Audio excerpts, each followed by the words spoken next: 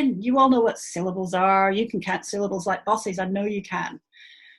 But that's not what I want to get across to you. The thing that I want to get across to you, because this is again born of misunderstandings that I see. I want to talk to you about peaks and troughs. I want to talk to you about peaks and troughs. And if you have your phone handy, and if it's an iPhone with Siri, just get that where you can reach it. Yeah, I'm going to show you something really groovy. So, syllables, peaks and troughs. What you have to understand is that there's this thing called sonority. Right? Sonority. And sonority is the relative opening and closing of the vocal tract. So if I make this sound, right? My jaw is so far down, there's nothing getting in the way of that air. It's just, that is like peak sonority. That is a big loud noise, you know? Ooh, you know, really sonorant. It's got, and my vocal tract is nice and open. Whereas if I go back to that voiceless labiodental fricative, right, there's hardly a thing coming out there. That's hard to hear, okay? So sonority, how open your vocal tract is or how closed it is. Then I also want to talk to you about impulses of the voice. So when we speak, our voice is impulse like this. That's how we get the sound across to everyone that we're communicating with. So an impulse is like a beat, boom, boom, boom, like that, like your heartbeat. Those are impulses, yeah?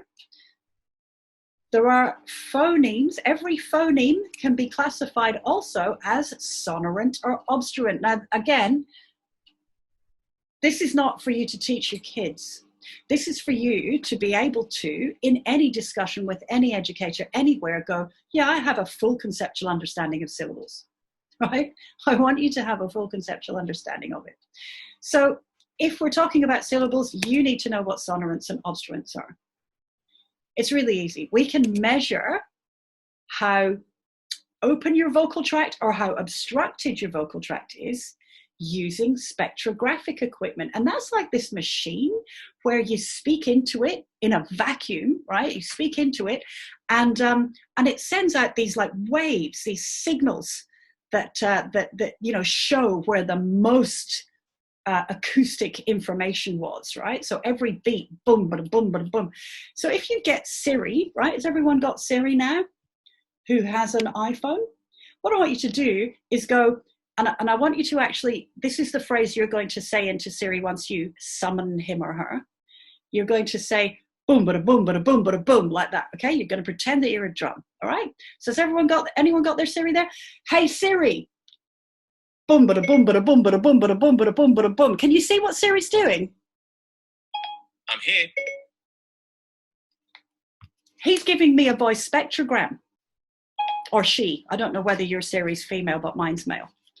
That's a voice spectrogram.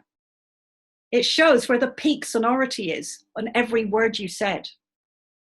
When there was a big frequency like that, that was a syllable. Boom, bada, boom, bada, boom, bada, boom. And so you've got this spectrograph that gives you, that gives you spectrographs. So linguists do that to figure out where the sonorants and obstruents are in words, right? That's all. A syllable is just peak sonority. It's just the peak of an impulse of your voice. So a sonorant sound, well, it comes from son, meaning sound, amazingly enough. You've got sonic and sonorous and sonar. Yep, son means sound. And obstruents, well, that's ob and stra, in the way of, like obstruct, obstacle. The struct bit is to build. So if you build something in the way of something else, you obstruct them. If you build something with or together, you put it together but not in the way, that's construct.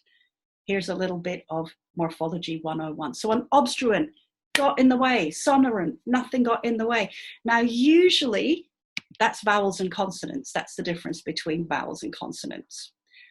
Vowels usually are the peak of in speech. They're usually the peak of the impulse in speech. So if you look at this sonority diagram here, you've got a person there's one impulse of the voice, then there's these bits, and linguists can actually there's some very, very sophisticated printouts that you can get I can't do it because this is not my field anymore, but linguists can actually look at these sonority diagrams. This is a very rough one, but they can look at the really in-depth ones, and they can tell exactly what phoneme it is just from the peaks, just from where they are.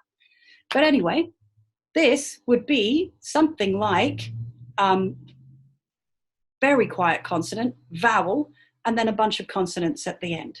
That's a syllable, boom, wherever there's a peak, like that. And sometimes there are other bits after that peak.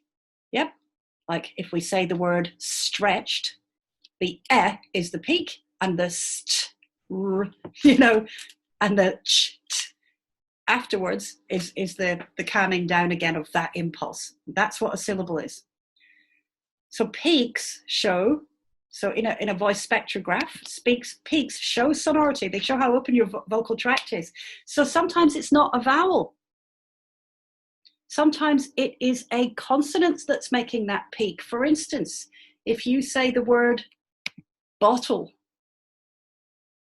bottle, what was the sound in the second syllable that was peak sonority?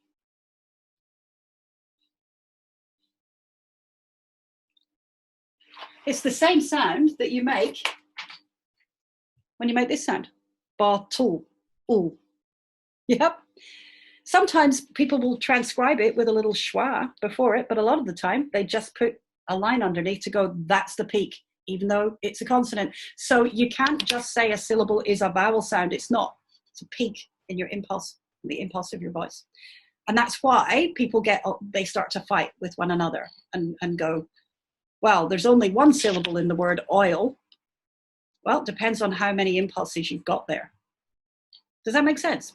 So that's the bit I want you to know about syllables. They're not just vowels. It's just an open vocal tract and one impulse. Yes?